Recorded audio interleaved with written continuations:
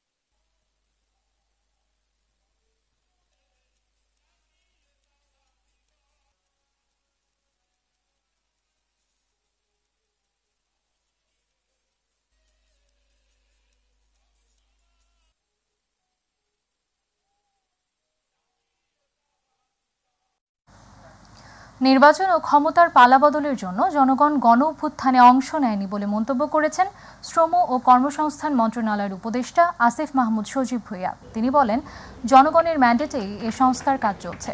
সকালে রাজশাহীতে এক অনুষ্ঠান শেষে সাংবাদিকদের প্রশ্নের জবাবে তিনি এ কথা বলেন। উপদেষ্টা আরও বলেন, বিভিন্ন রাজনৈতিক দলগুলোর সাথে বসা হচ্ছে যেন কোনো ভুল বোঝাবুঝির সৃষ্টি না হয়। ছাত্রদের দ্বারা রাজনৈতিক দলের ব্যাপারে গুজব শোনা যাচ্ছে উল্লেখ করে তিনি বলেন, রাজনৈতিক দল গঠনের ব্যাপারে বৈষম্য বিরোধী ছাত্র আন্দোলনের কোনো অভিপ্রায় নেই।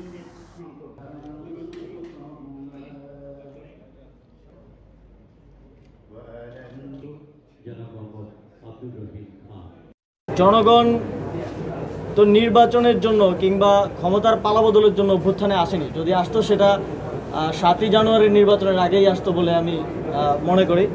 তো এই অভ্যুত্থান হয়েছে স্পষ্টভাবে এই ফ্যাসিবাদী ব্যবস্থার বিলোপের মধ্য দিয়ে জন্য। আমরা যদি যেই ব্যবস্থাটা বিদ্যমান আছে এটার সংস্কার না করে দিয়ে যেতে পারি, আমরা মনে করি যে সরকারি ক্ষমতায় আসুক, যে কোনো রাজনৈতিক সরকার, এই অটোক্রেটিক একটা সিস্টেমের মধ্যে সে নিজেও অটোক্রেটিক হয়ে উঠতে বাধ্য হবে।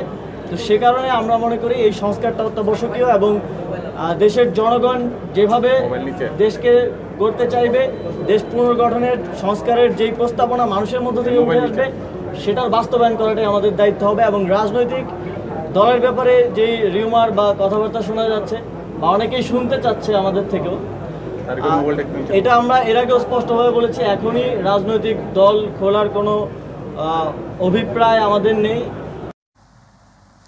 ৭১-এর ঘাতক দালাল নির্মূল কমিটির উপদেষ্টা মণ্ডলীর সভাপতি শাহরিয়ার কবির, সাংবাদিক মোজাম্মেল বাবু ও শ্যামল দত্তকে আলাদা হত্যা মামলায় 7 দিন করে রিমান্ড দিয়েছেন আদালত। এছাড়া শাহবাগ থানার মামলায় ওয়ার্কার্স পার্টির সভাপতি রাশেদ খান মেননের 3 দিনের রিমান্ড মঞ্জুর করেন আদালত। আর যাত্রাবাড়ি থানার হত্যা মামলায় সাবেক রেলমন্ত্রী নুরুল ইসলাম সুজনের 3 দিনের রিমান্ড দেওয়া হয়েছে। আতিকুর রহমান তিতাসের রিপোর্ট। সোমবার রাতে রাজধানীর বনানীর বাসা থেকে ৭১ ঘাতক দালাল নির্মূল কমিটির উপদেষ্টা মণ্ডলীর সভাপতি শাহরিয়ার কবিরকে গ্রেপ্তার করে তেজগাঁও থানা পুলিশ। 2013 সালে শাপলা চত্বরে হেফাজতের সমাবেশে গুলি চালিয়ে গণহত্যার অভিযোগও গত 5 আগস্ট যাত্রাবাড়ির কুতুবখালীতে শিক্ষার্থী ইমরান হোসেনের মৃত্যুর ঘটনার দায়ের করা হত্যা মামলার আসামি শাহরিয়ার কবির। এছাড়া সাবেক রেলমন্ত্রী নুরুল ইসলাম সুজনকে রাতে রাজধানীর শ্যামলী থেকে গ্রেপ্তার করা হয়। এর আগে সোমবার ভোরে ময়মনসিংহের সীমান্ত থেকে সাংবাদিক মোজাম্মেল হক বাবু, শ্যামল দত্ত, মাহবুবুর রহমান ও প্রাইভেট কারের চালককে আটক করে পুলিশে দেয় স্থানীয়রা। মঙ্গলবার সকালে সিএমএম আদালতে হাজির করা হয় শাহরিয়ার কবির, মোজাম্মেল হক বাবু ও শ্যামল দত্তকে। তদন্তকারী কর্মকর্তা মামলার সুষ্ঠু তদন্তের স্বার্থে তাদের 10 দিনের রিমান্ডে নিতে আবেদন করেন। শুনানি শেষে ঢাকার অতিরিক্ত chief metropolitan magistrate Mohammad Sanaullah প্রত্যেককে 7 দিনের রিমান্ড মঞ্জুর করেন। আসামি পক্ষে আইনজীবীরাও সেখানে ওকালতনামা দিয়ে তাদের এই রিমান্ডের বিরুদ্ধে এবং জামিনের জন্য প্রার্থনা করেন। বিজ্ঞ আদালত উভয় পক্ষের শুনানি অন্তে এই আসামিদ্বয়ের বিরুদ্ধে 7 দিনের রিমান্ড মঞ্জুর করেন। আপনারা জানেন শ্যামল দত্ত, তাকে আরেকটি মামলায় আন্দোলনকারী ফজলু, এই ফজলুকে গুলি করে হত্যা করা হয়। এই মামলায়ও বিজ্ঞ আদালত উভয় পক্ষের শুনানি অন্তে শ্যামল দত্তের বিরুদ্ধে 7 দিনের রিমান্ড মঞ্জুর করেন। এদিকে বিএনপি নেতা মির্জা আব্বাসের উপর হামলার ঘটনায় রাজধানীর শাহবাগ থানার মামলায় বাংলাদেশ ওয়ার্কার্স পার্টি সভাপতি রাশেদ খান মেননের 3 দিনের রিমান্ড মঞ্জুর করেছেন আদালত। আতিকুর রহমান তিতাস, মাই টিভি। সাবেক বিচারপতি শামসুদ্দিন চৌধুরী মানিক জামিন পেয়েছেন। সকালে সিলেটের অতিরিক্ত চিফ জুডিশিয়াল ম্যাজিস্ট্রেট আদালতের বিচারক অঞ্জন কান্তি দাস 1 টাকা জরিমানা আদায়ের মাধ্যমে তাকে জামিন দেন। রাতে সিলেটের কানাইঘাট থানায় পুলিশ বাদী হয়ে মামলাটি করে। পাসপোর্ট ও ভিসা ছাড়া বাংলাদেশ সীমান্ত দিয়ে ভারতে প্রবেশের চেষ্টার দায়ে তার বিরুদ্ধে এই মামলা করা হয়। গত 23 আগস্ট কানাইঘাট সীমান্ত থেকে গ্রেফতারের পর মারধরের শিকার হন মানিক। এর পরদিন অস্ত্রোপচারের পর সিলেট ওসমানী মেডিকেল কলেজ হাসপাতালের আইসিইউতে রাখা হয়। সেখানে অনেকটা সুস্থ হওয়ার পর তাকে আজ আদালতে হাজির করা হয়।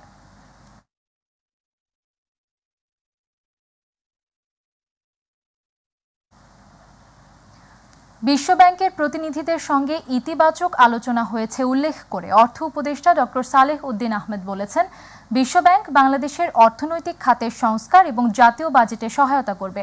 তবে সবকিছুই যাতে সহজ এবং বাস্তবায়নযোগ্য হয়, বিশ্বব্যাংকের প্রতিনিধি দলের সঙ্গে এমনটাই আলোচনা হয়েছে। সকালে সচিবালয়ে অর্থ মন্ত্রণালয়ের সভাকক্ষে এ বৈঠক অনুষ্ঠিত হয়। ওয়ার্ল্ড ব্যাংক কিন্তু সবচেয়ে বহুজাতিক মাল্টিল্যাটারাল ইস্যুর মধ্যে সবচেয়ে বিগেস্ট ওনার আমাদের। অতএব তাদের সে সাহায্য দরকার, টেকনিক্যাল অ্যাসিস্ট্যান্স, আর্থিক সাহায্য, আমাদের লিকুইডিটি সাপোর্টের ব্যাপারে কথা বলেছি, ওগুলো ওরা দিতে মানে সম্মত হয়েছে। আমি আরও ফার্দার কথা বলবো ওয়াশিংটন ডিসি। মোটামুটি ইতিবাচক, ওরা আসছে ওপেন মাইন্ড এবং আরও ডিসকাশন হবে।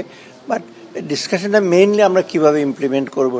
এই বছরে একটা বাজেট সহায়তা আমরা আবার আগামী ইসের যে এক্সপেক্ট করছি সেটা ফাইনালাইজ হবে। আমাদের অলরেডি কত কি প্রজেক্ট হবে না হবে সেটা আমরা দেখতে পাচ্ছি। আইনশৃঙ্খলা বাহিনী বা সরকারের মদদে বলপূর্বক গুমের শিকার ব্যক্তির সন্ধান এবং গুমের ঘটনায় জড়িত ব্যক্তি বা প্রতিষ্ঠানকে চিহ্নিতকরণের ক্ষমতা দেওয়া হয়েছে তদন্ত কমিশনকে। একই সঙ্গে কমিশনকে আয়নাঘর সহ যেসব স্থানে গুমের শিকার ব্যক্তিদের আটকে রাখা হয়েছিল সেসব স্থান ও দেশের যে কোনো স্থান পরিদর্শন সহ যে কোনো ব্যক্তিকে তলব ও জিজ্ঞাসাবাদেরও ক্ষমতা দেওয়া হয়েছে। এ সংক্রান্ত ক্ষমতা দিয়ে প্রজ্ঞাপন জারি করেছে মন্ত্রিপরিষদ বিভাগ। কমিশনকে 90 দিনের মধ্যে সরকারের নিকট প্রতিবেদন দাখিল করতে বলা হয়েছে। গত 27 আগস্ট হাইকোর্টের অবসরপ্রাপ্ত বিচারপতি মইনুল ইসলাম চৌধুরীকে প্রধান করে 5 সদস্যের তদন্ত কমিশন গঠন করে দেয় সরকার। 2009 সালের 6 জানুয়ারি থেকে চলতি বছরের 5 আগস্ট পর্যন্ত আওয়ামী লীগ সরকারের আমলে জোরপূর্বক গুম হওয়া ব্যক্তির সন্ধানে এ কমিশন করা হয়।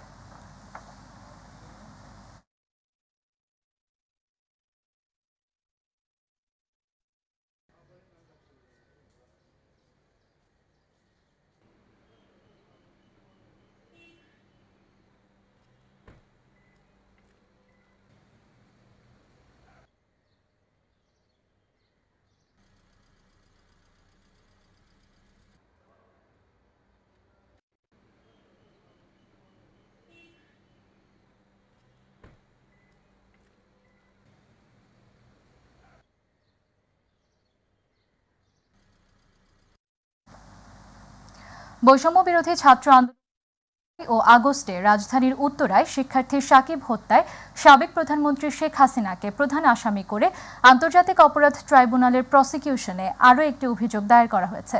এ নিয়ে এখন পর্যন্ত 8টি অভিযোগ দায়ের করা হলো। এর আগে 15 সেপ্টেম্বর ট্রাইব্যুনালের চিফ প্রসিকিউটর বরাবর 5টি অভিযোগ দায়ের করা হয়। বৈষম্য বিরোধী আন্দোলন ঘিরে জুলাই ও আগস্টে চালানো হত্যা, গণহত্যা ও নির্যাতনের ঘটনায় সাবেক প্রধানমন্ত্রী শেখ হাসিনা সহ 227 আসামির বিরুদ্ধে আরও 5 অভিযোগ দায়ের হয়। এছাড়া বৈষম্য বিরোধী ছাত্র আন্দোলনের সময় আশুলিয়া ভ্যান গাড়িতে 6 জনের মরদেহ পুড়িয়ে দেওয়ার ঘটনায় 2টি অভিযোগ দায়ের করা হয় আন্তর্জাতিক অপরাধ ট্রাইব্যুনালের তদন্ত সংস্থায়।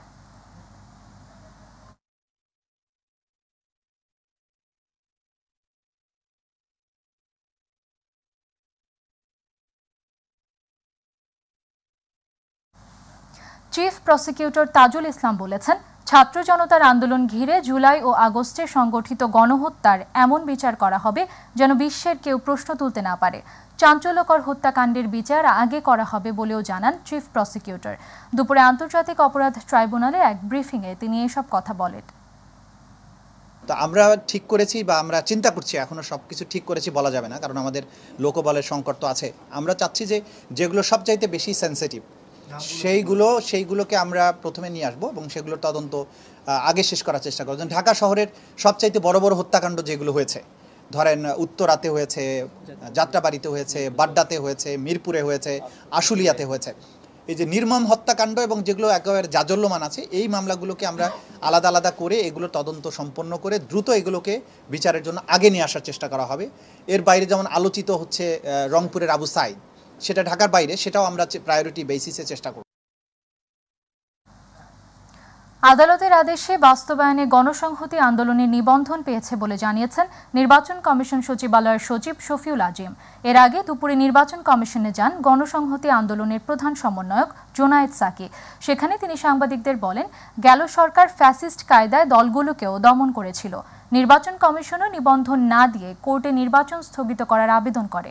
পরে কোর্ট পক্ষে রায় দেয় নির্বাচন কমিশন সব বিধি মেনে নিয়ে নিবন্ধন দিয়েছে। আমরা দেখেছি বিগত ফ্যাসিস্ট হাসিনা সরকার, তাদের আমলে এই রকম যখন হামলা হয়েছে, হামলা প্রথমে হতে দেওয়া হয়, ভাঙচুর হয়ে যায়, দখল হয়ে যায়, তারপরে পুলিশ আসে, তারপর চলে সাম্প্রদায়িক হামলার বিরুদ্ধে ওই ফ্যাসিস্টদের রাজনীতি। এই সব বাংলাদেশে বহুদিন হয়েছে, একজন প্রশাসনের লোক কোনোদিন জবাবদিহিতার আওতায় আসে নাই। আজকে অন্তর্বর্তী সরকারকে আমরা বলবো, এইটা প্রশাসনের গুরুত্বপূর্ণ দায়িত্ব যে বাংলাদেশের নাগরিকদের জানমালের হেফাজত করা। আমরা বাংলাদেশের মানুষ এই বর্তমান যে অভ্যুত্থানের উপর দাঁড়িয়ে থাকা সরকার, তাদের কাছ থেকে গুণগতভাবে নতুন যাত্রা চাই। একই জিনিস চলতে থাকবে, সেটা আর খুব বেশি দিন মানুষ কিন্তু নেবে না।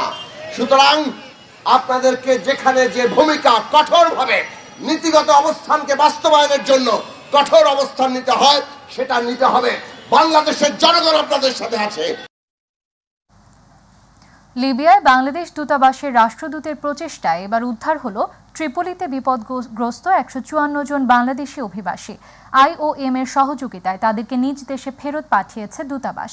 সোমবার লিবিয়ার বুরাক এয়ারের একটি ফ্লাইটে এই অভিবাসীদের ফেরত পাঠায় দেশটির প্রশাসন।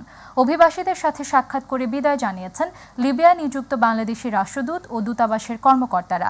ডিটেনশন সেন্টারে থাকা এই সকল প্রবাসীরা বেশিরভাগই অসুস্থ, অপহরণ ও মানব পাচারের শিকার হয়েছিলেন। এছাড়া আগামী 19 সেপ্টেম্বর ট্রিপোলি এবং 30 সেপ্টেম্বর বেনগাজি থেকে দুটি ফ্লাইটে আরও 3 শতাধিক আবেদনকারীকে দেশে পাঠানো হবে বলে আশা করা হচ্ছে।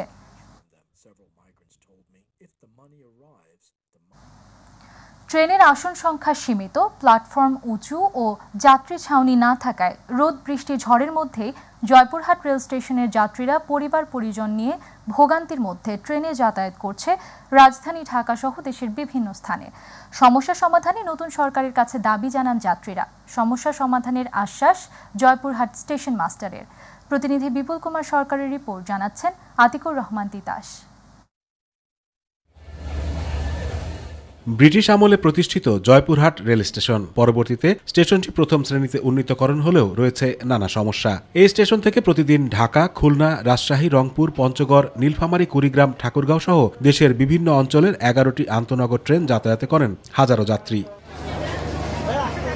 অথচ এখানকার জন্য ট্রেনের আসন সংখ্যা একেবারেই সীমিত। ঢাকার 6টি ট্রেনের 270টি আসন বরাদ্দ থাকলেও এর জন্য টিকিট কাটছে প্রায় 1000 যাত্রী। এছাড়া দেশের অন্যান্য স্থানে যাতায়াতের ট্রেনগুলোর আসন সংখ্যারও একই অবস্থা। আমরা যারা ক্যাম্পাসে যাতায়াত করি তাদের জন্য পর্যাপ্ত পরিমাণে সিটের ব্যবস্থা না থাকায় আমাদের অনেক সমস্যার সম্মুখীন হতে হয়। আশপাশের জেলাগুলোতে যেন আসন বরাদ্দ করা হয়। এদিকে 2 নম্বর প্ল্যাটফর্ম উঁচু ও সিঁড়ি নেই। উপরে ছাউনি না থাকায় রোদ বৃষ্টি ঝড়ের মধ্যেই রোগী, বৃদ্ধ, প্রতিবন্ধী সহ সাধারণ যাত্রীরা প্রতিদিন চলাচল করছেন নানা সমস্যা ও ভোগান্তির মধ্যেই। যাত্রীদের অভিযোগ, প্রথম শ্রেণীর ওয়েটিং রুম থাকলেও বেশিরভাগ সময় তা বন্ধ থাকে। তাই নতুন সরকারের কাছে দ্রুত এসব সমস্যার সমাধান চান তারা। 2 নম্বর প্ল্যাটফর্মে বৃষ্টি বাদলের দিনে তো দাঁড়ানোই যায় না, সবাই 1 নম্বর প্ল্যাটফর্মে ভিড় করে। প্ল্যাটফর্মে ছাউনি নেই, আমাদের দাঁড়ানো থাকা সমস্যা, রোদ বৃষ্টি মাথার উপর দিয়ে চলে যায়।